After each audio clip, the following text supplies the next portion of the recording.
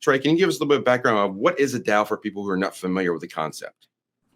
Yeah, DAO by the acronym is defined as a Decentralized Autonomous Organization. And the centralization effort that's been in crypto since really Bitcoin came out, I think is kind of a romantic idea that a lot of folks use to fall in love with the crypto space in general. And over the years, it's evolved. And at the Veritaseum DAO, we've done a deep dive into legal entity structures, what they mean to the members, and how a DAO should operate. So when Bitcoin came out, I fell in love with it back in 2012 because of the decentralization idea.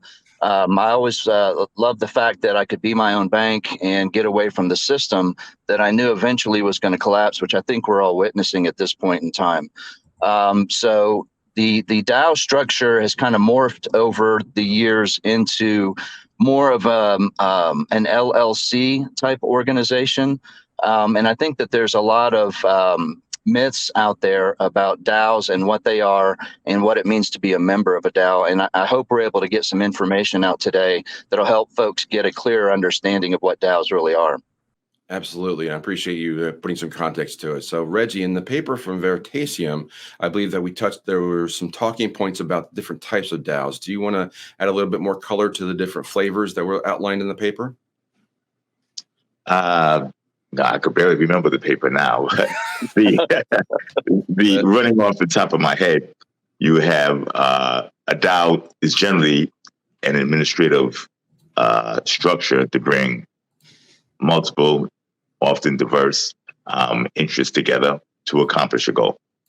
So one of those goals would be an investment DAO, which I think is one of the most popular. And that's when you get capital from multiple interests to funnel it into usually a crypto project. Examples would be Compound DAO, MakerDAO, Uniswap. I don't know about Uniswap, possibly Uniswap DAO, etc. Part and parcel of that would be a voting or decision-making component based upon consensus of the majority. That investment often is in exchange for voting tokens. Okay. So if you come in, you have, let's say there's 1 million tokens available. Each token's $1.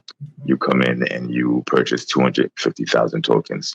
You have 1/4 of the voting power, as an oversimplification. Now that, of course, brings in a lot of questions and potential ambiguities, because if you have a collection of varied interests, okay, that come together for a common goal, that put in capital in exchange for voting rights, you have what very much looks like a regular company or corporation. And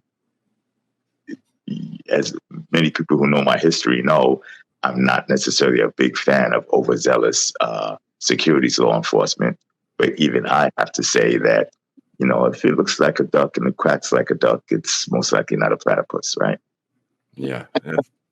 Now, there are other DAOs, such as the Constitution DAO, but they pretty much have the same rubric. They came in, they gathered capital from diverse interests for a common goal, which was to purchase a constitution, and they had the ability to vote, etc.